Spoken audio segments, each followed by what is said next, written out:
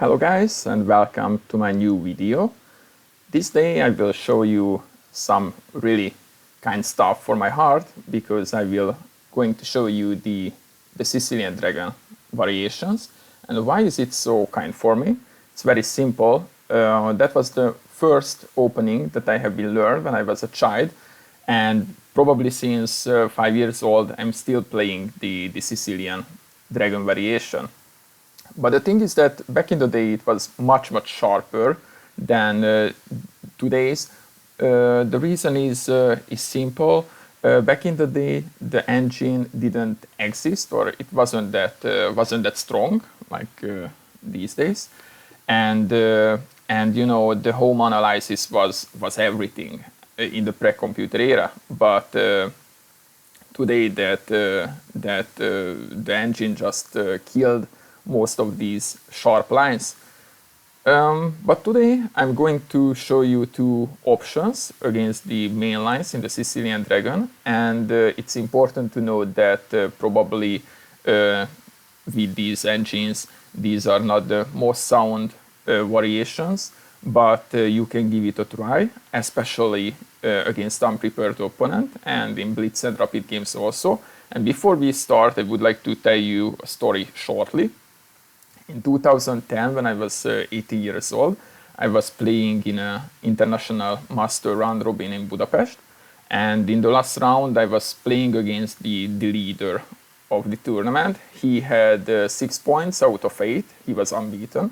I had 5.5 out of 8, and of course if I win the game in the last round with the black pieces, I'm going to win the tournament, and at the same time I'm going to earn the FIDE Master title because I'm going to cross the 2,300 ratings. So it was a really important game of my life, and I was thinking a lot which kind of opening should I choose, and I decided to go for one of these dragon that I'm going to show you today, one of the sharpest line in the dragon variation.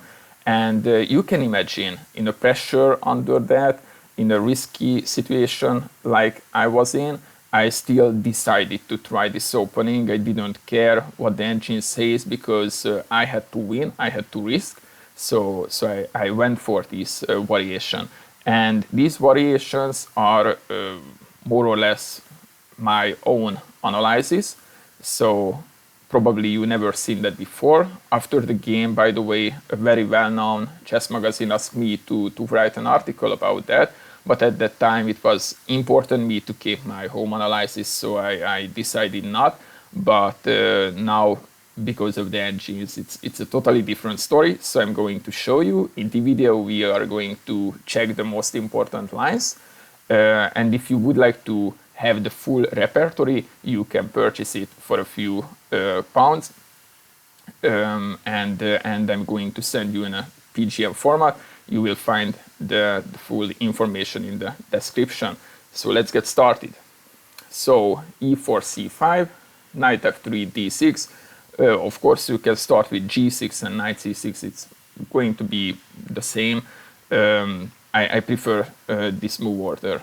d4, taking the pawn, knight f6, knight c3, g6, bishop e3, bishop g7, f3, castle, queen d2, knight c6, and this is our starting position. And of course the two main lines are the queenside castling with white and the bishop c4, and we are going to talk about these. I don't know, let's start with the castle, for example. No, actually not. We are starting with the bishop c4, and I'm going to tell you the reason why we start with that. Bishop d7, castle, knight e5, bishop b3, rook c8. And the reason why I started with that, because I wanted to note that this session not includes the king b1 variation. The reason is very simple. Against the king b1, black has many options, like a6 is one of the main line. Rook e8 is going to transpose into the Soltis variation. Knight c4 is also an option. I used to play this variation, by the way. queen b8. It's also a very minor line, not very well known by the white players. So that's why we start with this today, because against the castle in the ninth move and against the h4 here, today there is only one options for these variations. Black has only one sound and correct weapon against them, and in this case I'm going to show you one more other option which couldn't be good enough probably as a main weapon, but for a surprise it's just perfect. So h5, and what was my move here, which I started to play first, probably it was the a5 move. And what's the plan behind the a5?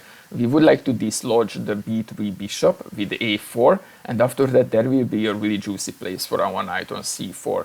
And to be honest, in the worst case scenario, if we are able to exchange that bishop to the e3 bishop to the c4 knight, it's just worth to a pawn, but of course our strategy, our plan is much more deeper than this. White has two options here. Probably the best option is a4. It's not the most popular continuation, and the reason is probably understandable. White doesn't want to weaken his king, and it's, you know, some white player think that it's going to be the same like the main variations with the a4 a5 pawns included, and that's going to favors for black. So most of the people plays h5 here instead. And there are some other options also, some minor lines which you can find in the PGM file. So h5 is the main move here. a4, white takes the a4, we take it back, bishop a4, and knight c4. And this is a very big crossroad for white, because he has many space for the queen. Queen f2, queen e2, queen d3, queen e1, also all of them are possible possibilities. More or less they are going to lead to the same position, but black has a really nice motif here, what we are playing for. Let's see the queen e2. Probably this is the worst continuation. There was a rapid game between Grandmaster Balogh Csaba and FIDE Master Isvanovsky Kálmán back in the day after queen e2, and black managed to have an just amazing position. Let's see the motif here, and after that I will show you what's the difference between queen e2 and other queen moves, because probably this is the worst. Knight h5, so the knight g3 fork is coming. White has to do something with that. Rook h3 is the most natural continuation to protect the g3 square. Queen b6, also important. The b2 is hanging, the checkmate is hanging. White has to do something with that, and maybe some of you already noticed what will be happen here. Bishop b3 is an only move. Knight e3, queen e3, bishop d4.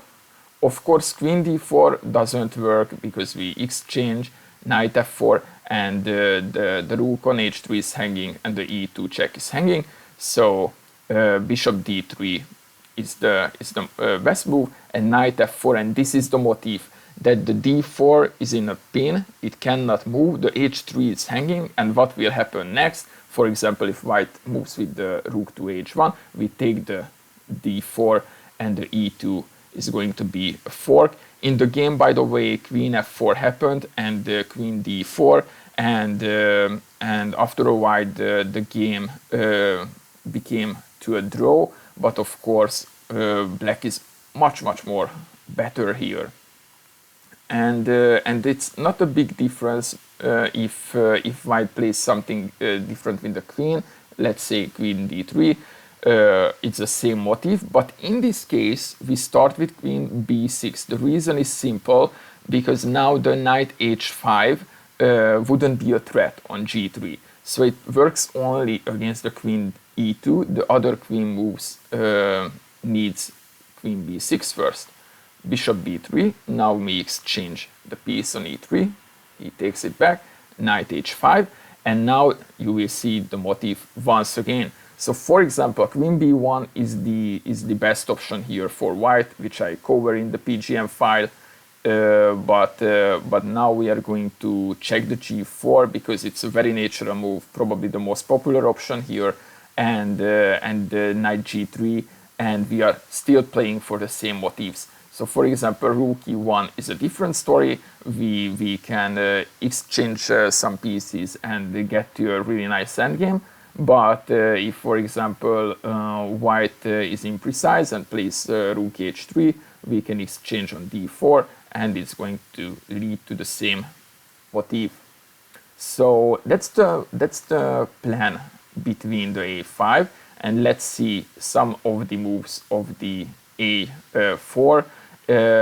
If white plays a4, it's going to be a more positional play, but I think having the a pawns included,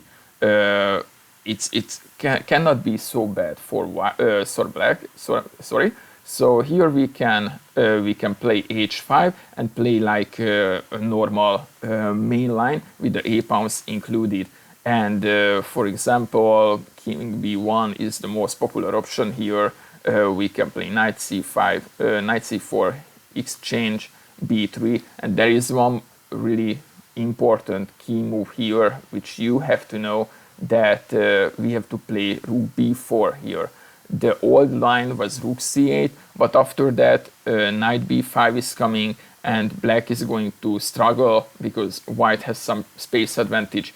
It's not a super bad position for black, but it's a bit difficult to play. But rook b4 is much more active because knight b5 is coming, queen c8, and in some cases we can prepare for an exchange sacrifice on b5. The rook comes to c8. After that, knight d7, we can exchange the good bishop on d4, and I think the position is just unclear. It's playable with both sides. So yes, I think that was what I wanted to show you about the bishop c4 line, and now we get to the other line with castling in the ninth move. And yes, this day probably after the engines, the d5 is the only proper weapon in black's hands. But I wanted to show you that my minor line here and the ideas behind that, and I think it made me so much fun for me. So it's totally worth for a try. You will love it. Bishop d7. So what's the problem with bishop d7? It's really simple. In the theory books, they said that it's going to be a same variation like the bishop c4 variation, but now white doesn't spend two tempies with bishop c4 and bishop b3. He can start the attack on the king side, and black is going to be slow, and we get checkmated, but that's not that easy. So g4, and let's see why I say it's not that easy. Rook c8, h4, it's pretty natural, knight e5, and now white can start with bishop e2, he can start with h5, but most of the time it flows to the same river. So let's see the king b1, because the king b1 probably needs to happen even after bishop e2 or h5.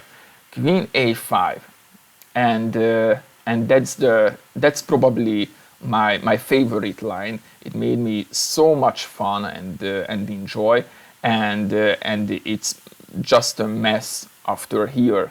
And in this case, I'm going to show you all of the main lines. Bishop e2 is a very important main line, probably the best option for white. Knight d5 and h5, of course. Let's see the knight d5 first, because You know, many white players think that that black fell into a trap and knight d5 is winning a pawn, but no. So we can take the queen. Let's say knight e7. He includes this check first. King h8. White takes back the queen. He can take with bishop and rook 2. Rook e8, and at this point most of the white players realize that something it's not fine. So but now it's just too late. So the white has to the knight on e7 has to escape on d5. We exchange, and knight f3, and the white position just collapses. Knight f3, bishop e3. The knight on f3 is hanging. He cannot move because the rook e1 checkmate is hanging. The g4 pawn is hanging. Everything hanging. Black has a bishop pair. Black has piece activity. Black has everything. Black has a winning position, and it was so simple. You know, it's very easy to fall into this trick with white because they think that it's a free pawn. They go for it, but it's not free. Of course it's not. And after knight d5 is the only way to escape for the knight. We can get into this line, and it's just forced. Of course, if white is a really good player, he can find some solutions like g5 here, and it's going to lead to a bit favorable endgame for black, but it's very not easy to find. Also, h5 is just doesn't work because knight g4, knight e4, and now everything is hanging once again, and we made space for our bishop on g7 to e5 or f6. So the h6 by white is not a threat anymore. So knight d5 is not the best continuation, but it's very easy to fall. You cannot imagine that how many people played knight d5 in this position against me, even in classical OTB games. The other main line is the h5, but it's also like the same like knight d5. If white plays super extra precisely, then maybe he can survive with the even position, but I don't believe in it.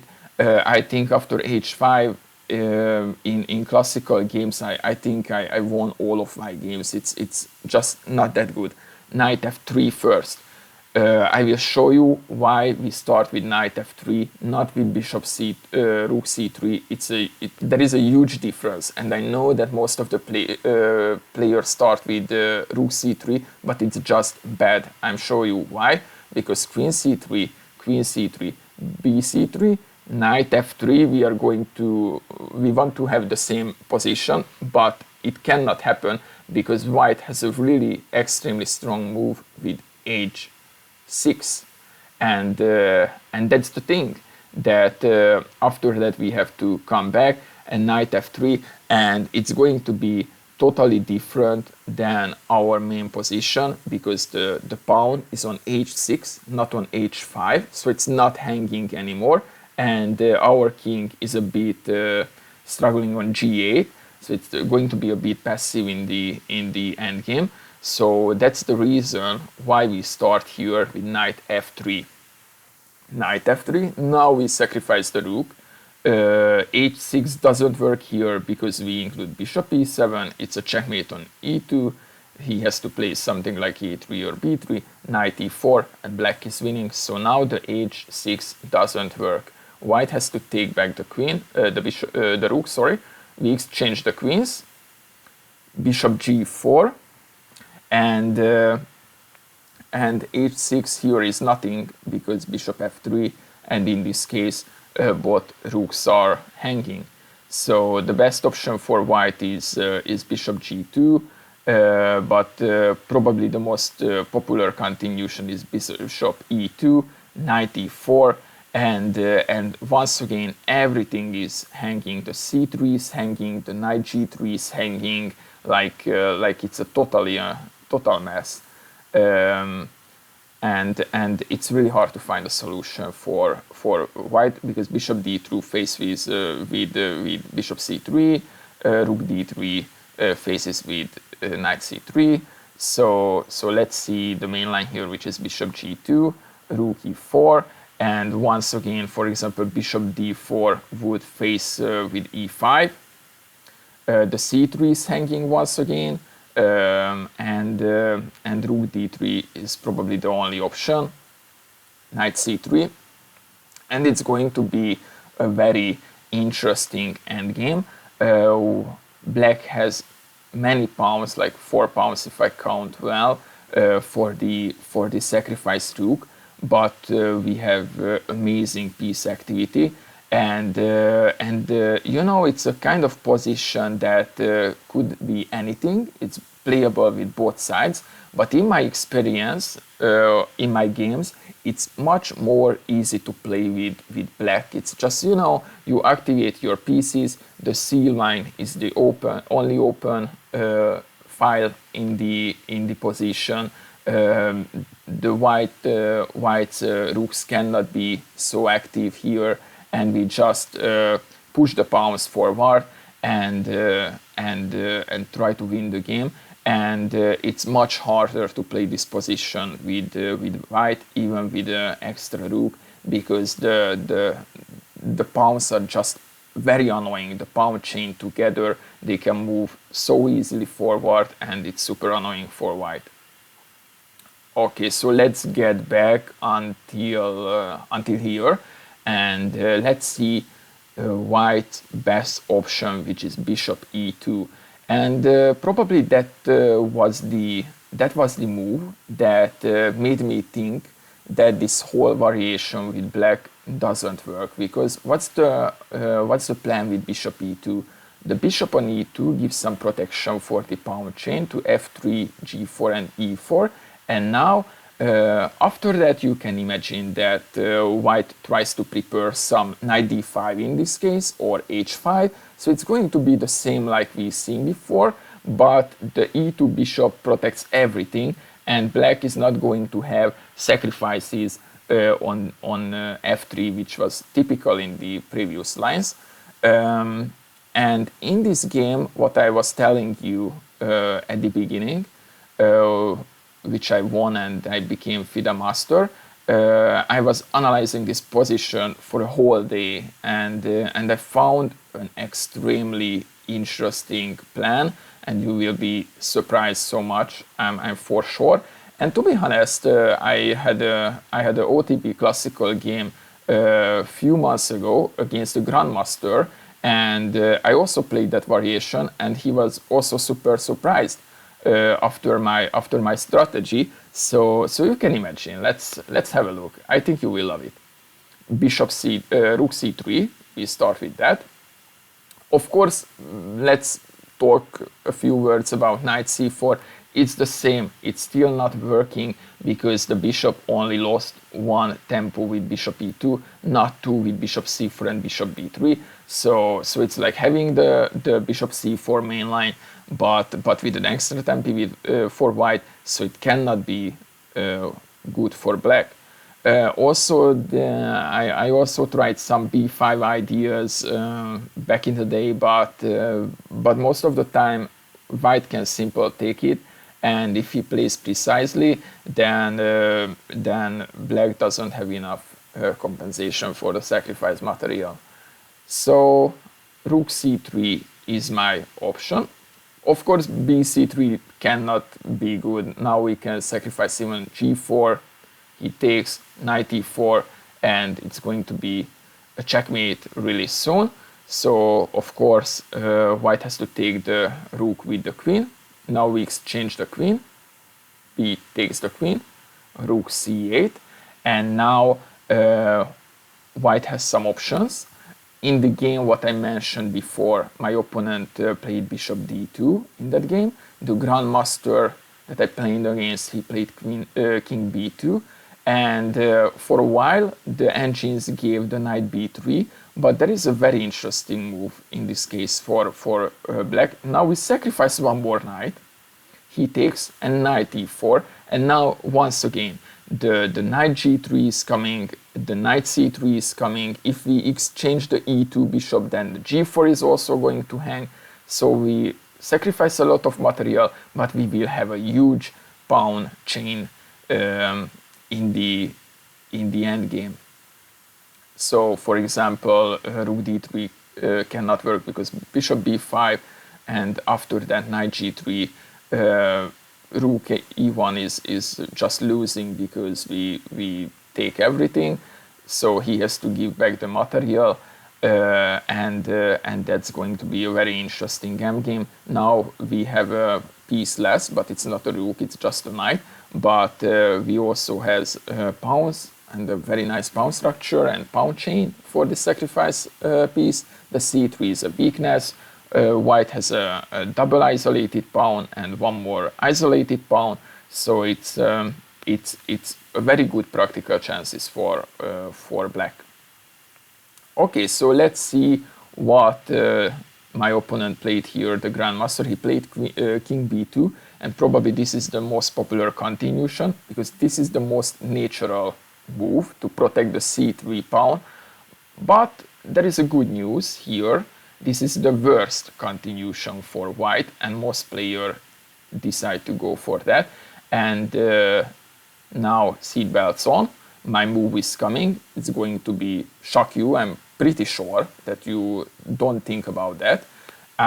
Actually, it makes sense. I was working with that for a whole day to find that plan, and that's bishop e8. And the plan is simple. The knight on f6 will come to the queen side through d7, b6, and after that it's going to be a very annoying check on a4 or c4, and we are going to aim the c3 pawn. And to be honest, it's very difficult to do anything against that. And now let's talk a bit about the material that now we made positional exchange sacrifice, but what did black got for it? White has a very bad pawn structure on the queen side. There is an isolated double pawn and an isolated pawn. Also the 3-3 is a weakness, and let's be honest, there is only one usable file on the whole board, and that's the C file, and we occupy this C file. So the white rooks are kind of useless in this situation, and hard to make any advantage about the material here. So let's see some natural continuation. White tries to activate his rook, and the knight starts his journey to the queen side. Exchange, exchange.